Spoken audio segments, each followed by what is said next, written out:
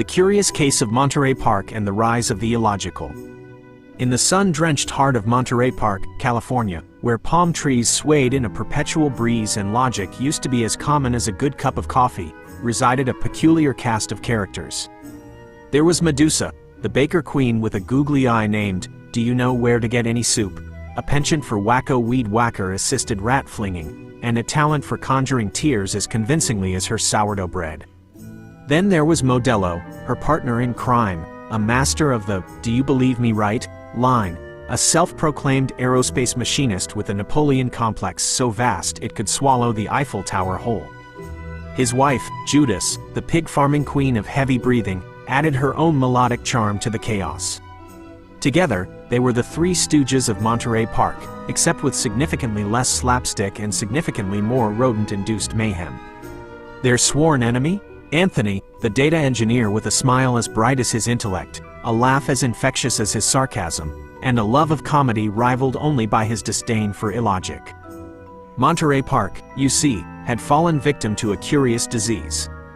The citizens, weary of facts and figures, had embraced the gospel of "definitely can't freakin' science," a deity as fickle as the wind and as reliable as a used car salesman. DCFS, as it was affectionately, or perhaps fearfully, called, thrived on outlandish tales and whispered conspiracies.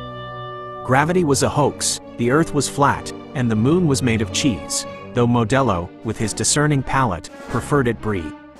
Anthony, however, refused to swallow the Kool-Aid, or, in this case, the rodent minced pie. Armed with his wit, his charm, and a trio of diva dogs with table manners that would shame a duchess, he waged his own war against the absurd. He started small, a quip here, a sarcastic eyebrow raised there, slowly chipping away at the mountain of illogic with the chisel of laughter. He roasted Modelo on a Saturday night special, his barbs so sharp they could have deflated a dirigible. He used his data-driven mind to expose the DCFS's preposterous pronouncements, his logic a beacon in the fog of irrationality. The city, meanwhile, watched with bated breath. Some, clinging to their newfound faith in the illogical, scoffed. Others, weary of the rat infestations and the constant epileptic spotlight shuffle, found themselves giggling along with Anthony's routines. The Diva Dogs, with their Michelin star-worthy appetites and impeccable table manners, became unlikely heroes, symbols of a life lived with both logic and a good bone. Slowly, the tide began to turn.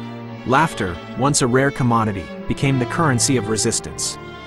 DCFS's pronouncements, once met with fearful nods, were now greeted with snickers and eye rolls.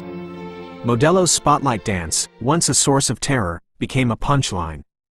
And finally, the day came when Anthony, armed with nothing but a microphone and a smile, stood before the city council and delivered the coup de grace, a comedy routine so hilarious, so devastatingly logical, that it brought down the House, and the DCFS regime along with it.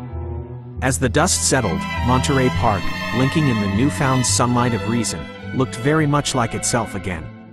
The rats, thankfully, had relocated to greener, or at least more sanitary, pastures.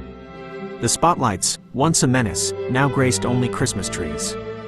And Anthony, the unlikely hero, sailed off into the sunset with his diva dogs, leaving behind a city that had learned the hard way that laughter, like logic, was a powerful weapon against the absurd. So, the next time you find yourself surrounded by the whispers of illogic, remember the story of Monterey Park. Remember Anthony, the comedian with a cause, and his canine companions. And remember, sometimes, the best way to fight the ridiculous is with a good laugh. And maybe, just maybe, a well-placed bone.